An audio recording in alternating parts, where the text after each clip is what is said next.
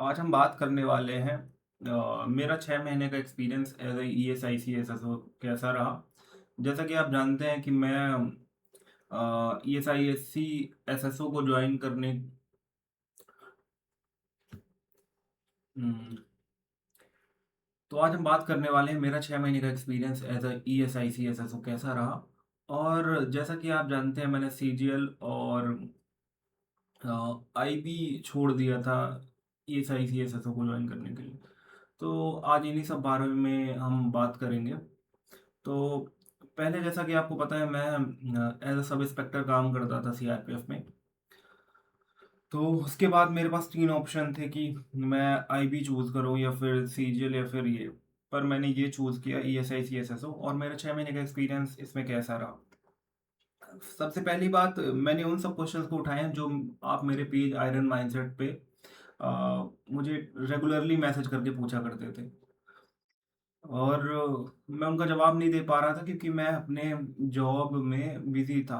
इसमें भी काम है थोड़ा सा। तो शुरू में जब आप किसी डिपार्टमेंट को ज्वाइन करते हैं तो आप एडजस्ट होने में टाइम लेते हैं और वही एडजस्ट होने का टाइम मुझे 6 महीने लग गया। अब मैं काम सीख गया हूँ और अब मैं गाइड कर सकता हूँ आपको कैसा इसका वर्क प्रोफाइल है और क्या है। तो सबसे पहली चीज़ कि ये सब क्वेश्चन फालतू हैं।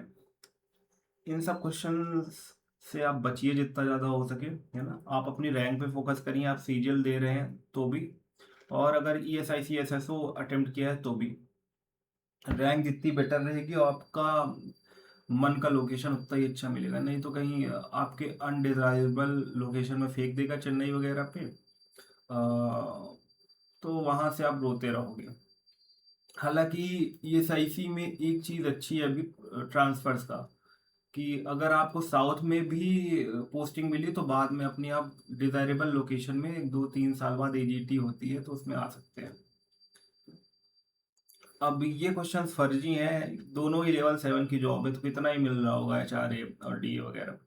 ऐसा तो है नहीं कि E S I C S S O कोई एक्स्ट्रा जॉब है सेंट्रल गवर्नमेंट की नज़र में कि सबको एच आर ए दे रहा है 10% और हमें दे रहा है 45%। तो ऐसा तो होगा नहीं, है ना। सेंट्रल गवर्नमेंट की सभी जॉब के लिए सैलरी के लिए रूल एक ही है लगभग, है ना। तो ये सब फर्जी के क्वेश्चन में मत फंसिए आप, अगर सीरियस एस्पायरेंट है तो, है ना। आप अपनी रैंक बेटर करने में कोशिश करिए। और जो मेन क्वेश्चंस हैं वो इनसे रिलेटेड है, job profile and life style. ये क्वेश्चन थोड़ा सा इंपॉर्टेंट हो जाते हैं क्योंकि अब मेरा 6 महीने एक्सपीरियंस हो गया है तो इन सब में मैं अब जवाब दे सकता हूँ आपको।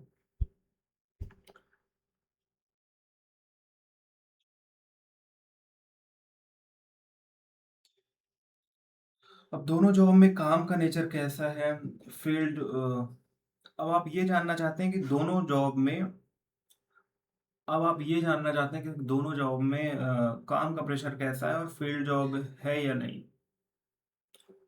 तो यार डिपेंड करता है। अगर आपको as a S S O join करवाया है तो आपको फील्ड जॉब दे सकते हैं, लेकिन as a office superintendent join करवाया जो कि दोनों एक ही पोस्ट के नाम है। बस ऑफिस सुपरिटेंडेंट ऑफिस में बैठता है और एसएसओ फील्ड का देखता है अक्सर।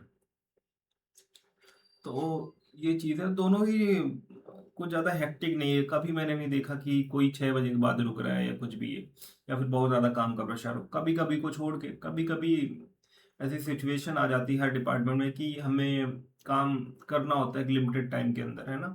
तो ऐसी सिचुएशन या एक्सेप्शंस को छोड़ के बाकी हमारे ईएसआईसी में ऐसा कुछ मुझे प्रेशर लगा नहीं है अभी तक, है ना।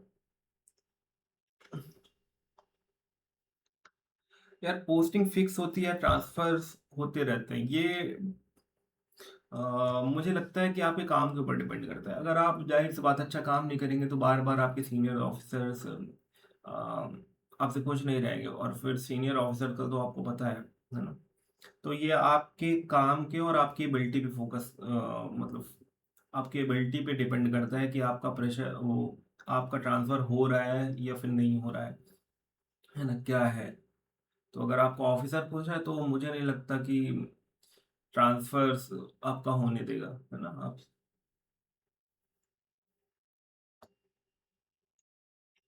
कौन सी जॉब में रिस्पेक्ट ज़्यादा है सोसाइटी में? देखो यार, ईएसआईसी एसएसओ को मुझे जहाँ तक थोड़ा सा इन्फॉर्मेशन है तो बहुत मतलब अच्छी सिटीज़ में लोग जानते हैं, लेकिन गांव वगैरह में नहीं जानते। हाँ, लेकिन सीजीएल के इंस्पेक्टर वगैरह को गांव में भी जानते हैं। हाँ, इसको पहले ईएसआईसी एसएसओ को इंश्योरेंस इंस्पेक्टर कहा जाता था, तब ज़रूर सब जानते थे। हाँ, लेकिन अच्छी कंपनी जिनका ईएसआईसी वगैरह कट रहा है वो अच्छी तरह से जानते हैं, तो नॉर्मल लोग नहीं जानते।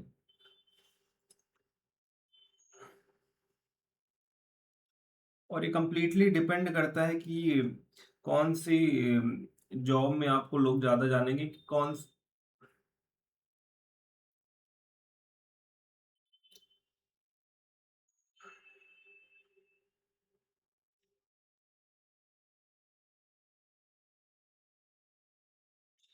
अब कौन सा एग्ज़ाम क्लियर करना ईज़ी है कंपटीशन के हिसाब से।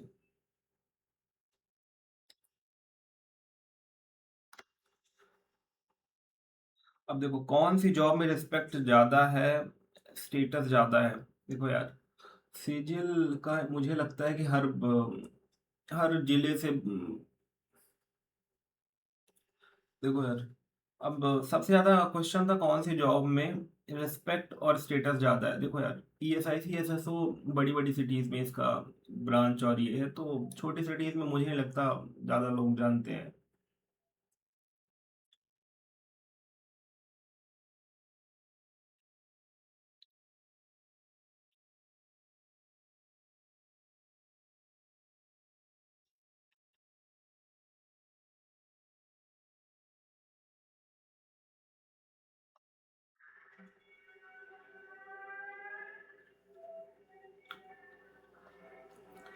अब मुझे कुछ लोगों ने एग्ज़ाम की एलिजिबिलिटी के रिगार्डिंग क्वेश्चन पूछे थे, तो मैं उस पे जा रहा हूँ कि कौन सा एग्ज़ाम क्लियर करना ईजियर है कंपटीशन के हिसाब से। यार देखो, दोनों में ही कंपटीशन ज़्यादा था, है ना।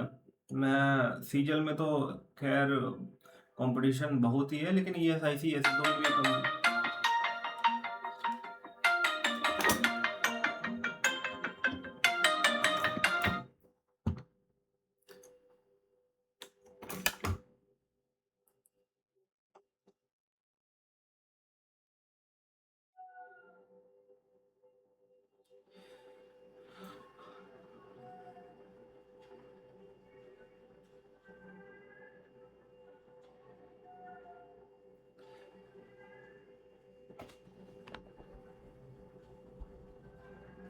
कौन सा जॉब क्लियर करना है आसान है कंपटीशन के हिसाब से।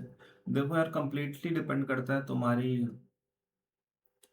अ, देखो यार, अब जहां तक लोग पूछ रहे थे कौन सा एग्जाम क्लियर करना आसान है, तो देखो यार, कोई भी एग्जाम क्लियर करना आसान नहीं है, डिपेंड तुम पे करता है कि तुम्हारा कौन सा सब्जेक्ट स्ट्रांग है। जैसे जब मैंने एग्जाम दिया था तो इसमें केवल इंग्लिश और कंप्यूटर पूछा गया था, जिनमें दोनों में ही मेरे हाथ मजबूत है ना, तो ये इसलिए मेरे लिए आसान था। लेकिन अगर तुम्हारी इंग्लिश कमज़ोर है, जैसा कि अ, मैं तुम बता चुका हूँ तुम्हें कि मैं सी सीपीओ मेंस में 180 के लगभग मेरे मार्क्स थे, और सेम सीजीएल में भी लगभग मेरे 45 से कभी कम मार्क्स रहे नहीं, तो मेरी इंग्लिश अच्छी है। और ये कंप्लीटली तुम पे डिपेंड करता है कि तुम्हारी कौन सी सब्जेक्ट स्ट्रांग है ना?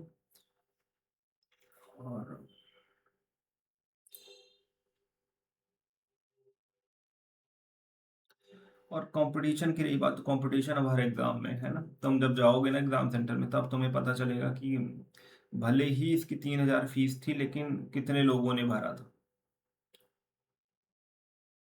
अब ये दोनों पॉइंट मैंने बता दिए कि इस बार शायद सिलेबस में थोड़ा सा चेंज किया है, थोड़ा सोशल सिक्योरिटीज लॉज वगैरह जोड़ दिए हैं E S I C S S O के सिलेबस पे, जो कि अ, ठीक है।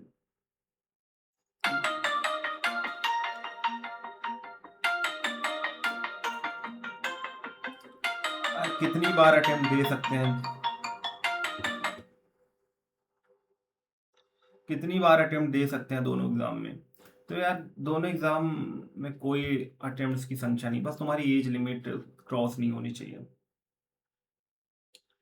अब देखो डिसीजन मेकिंग में अगर दोनों में से सिलेक्शन हो जाए तो कौन सी जॉब करनी चाहिए। देखो अगर सीजीएल में तुम्हें साउथ में पोस्टिंग मिल रही है तो तुम ईएसआईसी एसएसओ को आंख मूंद के चूज कर लेना, क्योंकि इसमें तुम्हारा ट्रांसफर जल्दी ही हो जाएगा, है ना।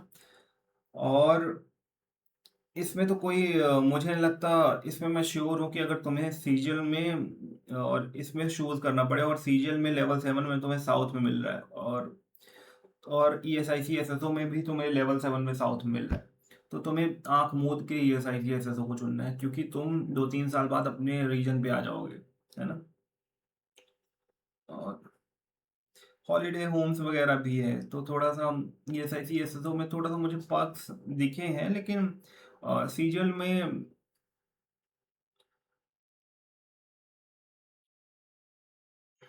अगर दोनों जॉब में सिलेक्शन हो जाए तो तुम्हें कौन सी जॉब चूज करनी चाहिए। देखो यार मैंने तो लोकेशन के हिसाब से चूज किया था। मेरी S I C S S O में रैंक 33 थी, तो मुझे मेरी पसंद की लोकेशन इंदौर मिल गई थी, क्योंकि मेरे घर से भी पास है और मेरा होम स्टेट है ना। पर अगर तुम्हें लेवल 7 की जॉब साउथ में मिल रही है और E S I C S S O भी साउथ में मिल रही है, तो तुम आंख मूंद के E S I C S S O को चूज करना सीरियल के ऊपर। तो तुम आंख मूंद के S I C S S O को चूज करना सीजीएल के ऊपर। क्यों? क्योंकि देखो यार इसमें तुम्हारा 2-3 साल में प्रमोशन हो जाएगा। क्या ये S I C S S O की जॉब करके एग्जाम की प्रिपरेशन करना पॉसिबल है? बिल्कुल। तुम्हें सैटरडे संडे ऑफ है और तुम्हें 6 बजे के बाद कोई पूछने नहीं वाला, और इधर भी टाइम लीनियंट और कोई एग्जाम का प्रेशर नहीं, तो तुम आसानी से सॉरी, कोई भी काम का इतना प्रेशर नहीं है, तो तुम आसानी से जॉब की प्रिपरेशन कर सकते हो अगर तुम्हें यूपीएससी वगैरह के लिए जाना है। लॉन्ग टर्म ग्रोथ भी S I C S S में बेटर ही है।